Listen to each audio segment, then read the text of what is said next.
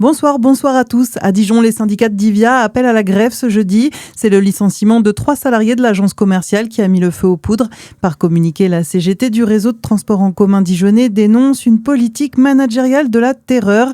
Un rassemblement et une conférence de presse seront organisés jeudi midi devant les locaux de Divia. Une militante du collectif identitaire Némésis placée en garde à vue hier à Lons-le-Saunier. Plusieurs membres de l'association identitaire s'étaient réunis sur la place de la Liberté. Elles interviewaient des passants sur le sujet de l'islamisme. Les forces de l'ordre sont intervenues après l'appel d'une passante. La militante a été interpellée pour manifestation non déclarée. Un couple de Genlysiens devant les assises en Côte d'Or.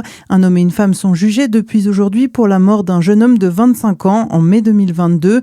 L'enquête a établi que la victime avait été séquestrée puis ligotée sur une chaise dans l'appartement du couple. Elle serait décédée après avoir sauté par la fenêtre en tentant de s'enfuir. Le verdict est attendu en fin de semaine.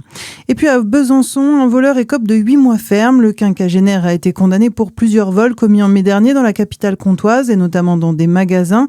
Mais sa particularité est qu'il est déjà bien connu du tribunal puisqu'il a été condamné plus de 40 fois pour des faits similaires.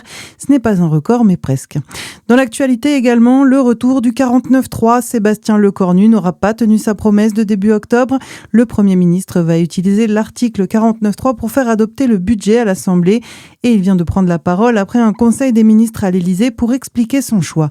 On l'écoute. Alors je le fais avec un regret déjà parce que j'ai conscience que je suis obligé de revenir sur ma parole, mais en même temps pour tenir parole il faudrait que je m'entête.